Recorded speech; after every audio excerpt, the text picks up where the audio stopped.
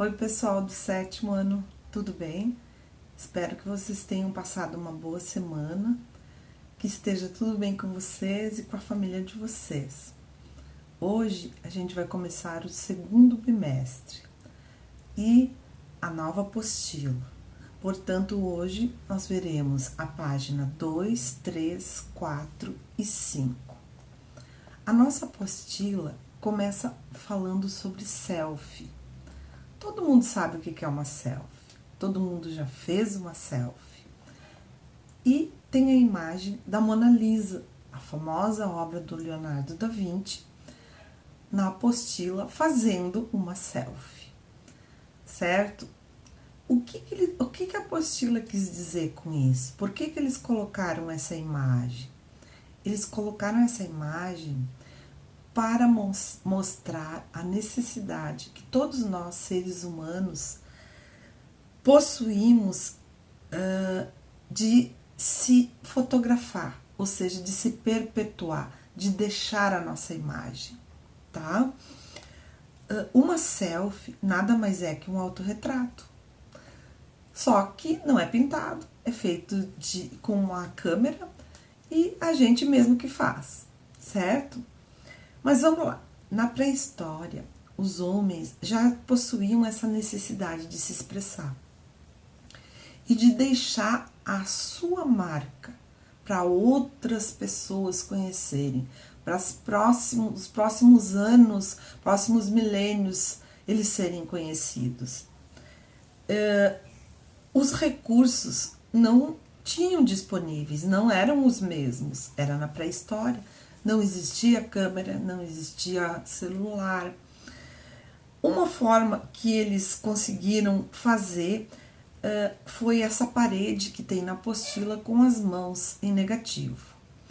Não é um retrato, são só as mãos, mas os historiadores consideram essa imagem da nossa apostila com as mãos como se fosse um registro, o primeiro registro que o ser humano fez de si mesmo.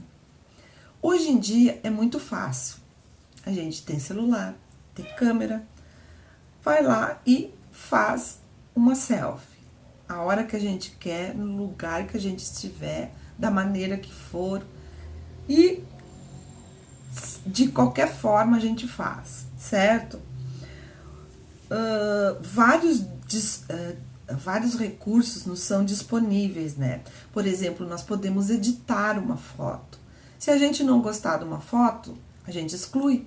Se a gente gostar, deixa como está. Mas se a gente quiser dar uma melhorada, a gente pode editar, que é o editor de imagens que tem no nosso celular e que a gente pode utilizar de várias formas.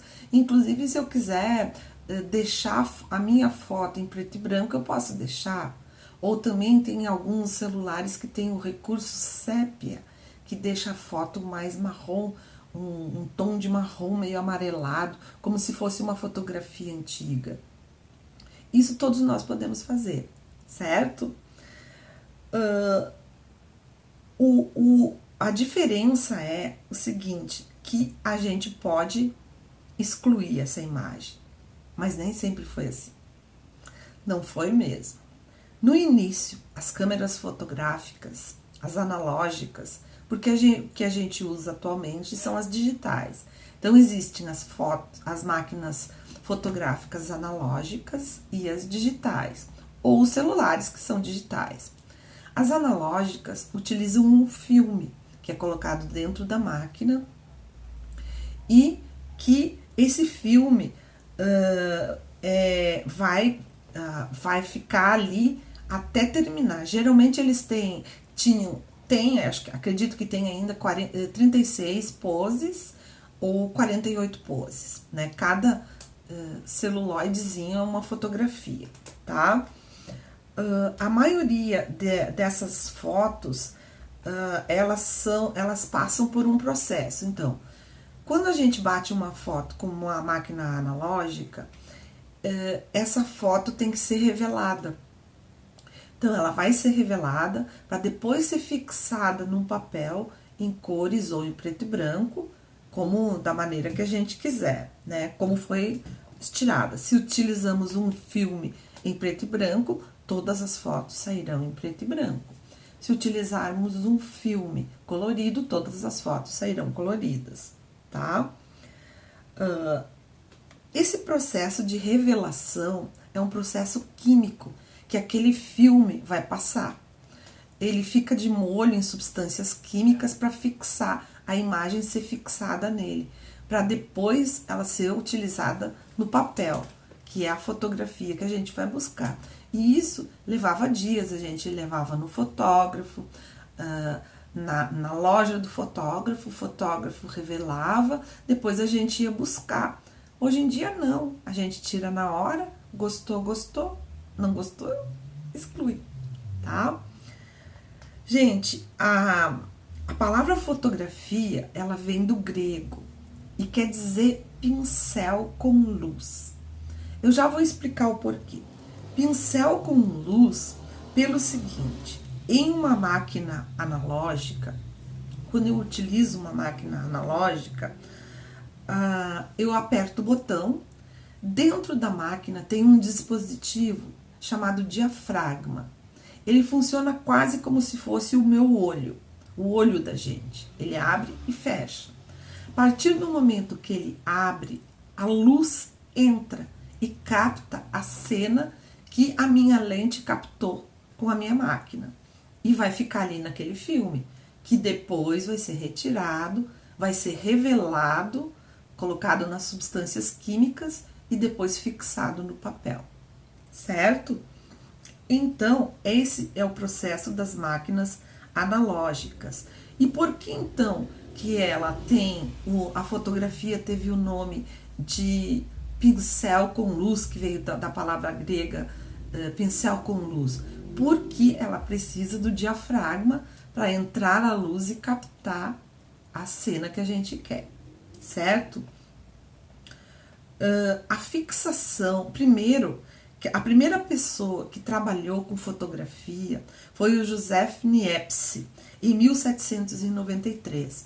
Mas ele encontrou um problema, ele não conseguia fixar a imagem. Ele colocava a imagem no papel e a imagem sumia.